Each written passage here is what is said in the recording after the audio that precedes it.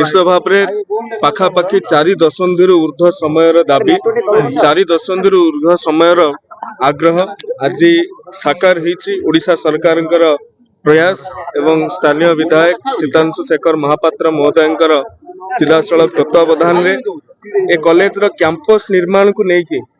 छात्र छात्री आरंभ कर पुरातन छात्र छात्री समस्त आग्रह रही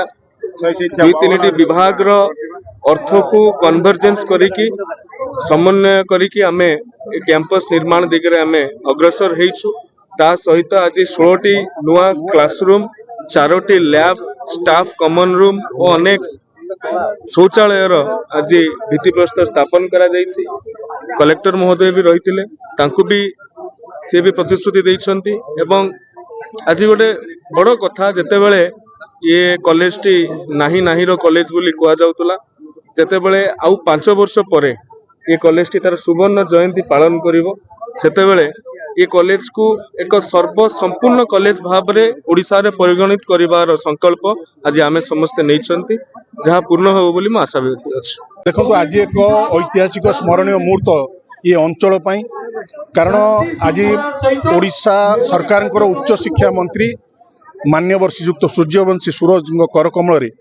पाखापाखि 22 कोटी टंकार प्रकल्पर शिलान्यास करागला। दीर्घ दिन धरी ये अंचलवासी पाखापाखि 4 गोटी पंचायतवासी दाबी थिला ए रास्ता को संप्रसारण करने से दाबी आज पूर्ण हो पारिथिबारु संपूर्ण भद्रकवासी तरफ ओडिशा सरकार माननीय मंत्री एवं माननीय उपमुख्यमंत्री एवं मुख्यमंत्री को साधुवाद एवं कृतज्ञता ज्ञापन करछि। खाली सेतिक नुहे ये कॉलेज रो जो भित्तिभूमि अभाव थिला आज किछि मात्रा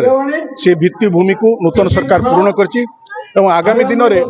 मोर संपूर्ण विश्वास ये नूतन सरकार ये कॉलेज को आगामी 5 वर्ष मध्य एक सर्वपूर्णांग कॉलेज परिणत करिवे एथिरे कोनोसी संदेह नाही द्विमत।